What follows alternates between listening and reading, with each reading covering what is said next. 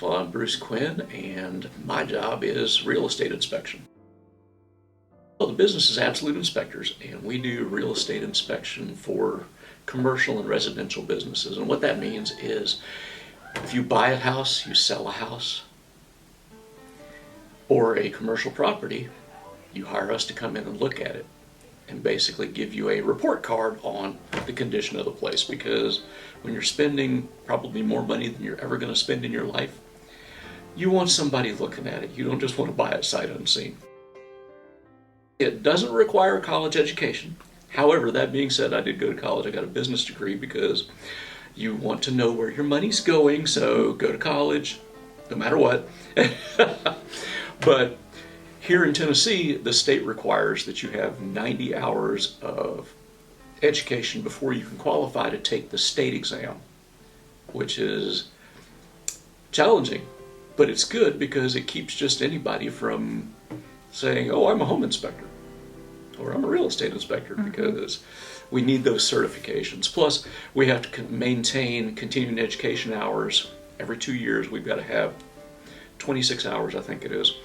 And so it's constantly a learning process, and that's kind of, the fun part of it is there's changes in buildings, there's changes in construction materials, there's changes in processes. And we have to keep up with all those to make sure that we're on top of our game when it comes to knowing what we're looking at. One of the things that I truly love about this business, no 2 days are ever the same. Ever.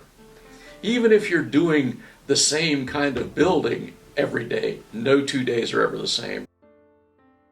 I've always been interested in how things work. And starting with being raised by my grandparents, my granddad raised me and taught me never to hire anybody to do anything that you can do yourself. And unfortunately, he taught me to do everything, from woodworking to plumbing to you name it, I can do it. So, it was always just an interest, I guess.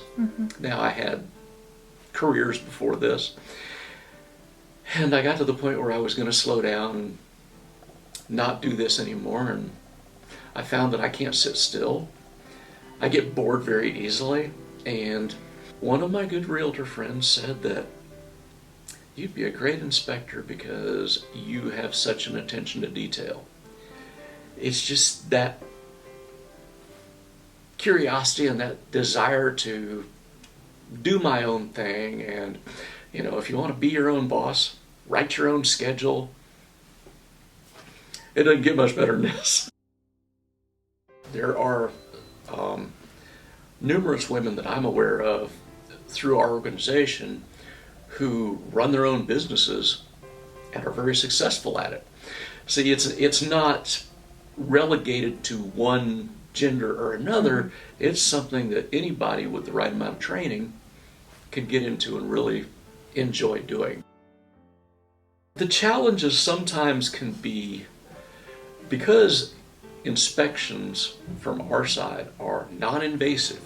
That means we don't tear stuff apart, we don't pull drywall. An inspection isn't a warranty. It's a snapshot of what the conditions were like the day that we were there. But sometimes you get clients and they're like, well, this is coming off and you should have caught this, and this is bad and you should have caught that. And you have to explain to them that this isn't a warranty claim. This is a picture, and 6 months down the road, something may go wrong, but it was okay when we looked at it. So right. I think that's the biggest challenge. If you like helping people, it's a good feeling when you're looking at a structure and you're reviewing all the systems and everything, and you know that the person on the other side, they may be a first-time home buyer or something, and they are nervous, they are terrified. Having the training, the expertise to be able to talk them off the ledge, per se, is incredibly beneficial. It's very rewarding in that respect, because you get to help somebody navigate the process of understanding what they're looking at, why their house is doing what it's doing, why their structure is doing what it's doing, why it's okay or why it's not okay. All these things just benefit the client at the end of the day. Yeah. So it leaves you with a good feeling because you know you've helped them make a good decision. A little science, a little math.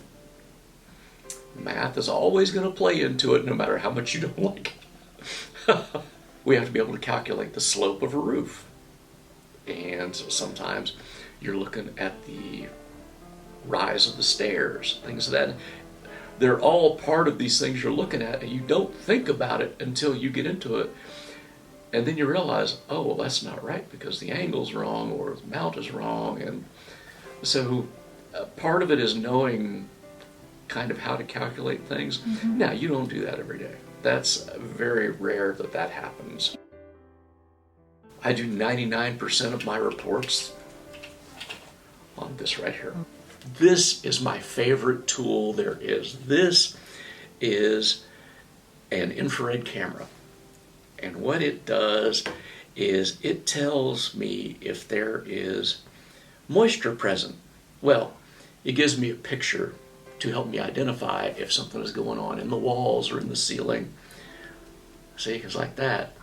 The temperature differential of me versus the surrounding materials helps you see things that you wouldn't normally be able to see. This tool right here helps you identify if there's voltage present. So if you go to the circuit breaker panel before you even touch it, you can stick this on it and it'll light up and tell you if the panel's electrified or not. A good attitude is the biggest thing. That's, again, I can give them the training to give them the tools to make them successful. But if they don't have a good attitude, if they're not customer service focused, it won't end well. So customer service and attitude are the number one things that we're looking at.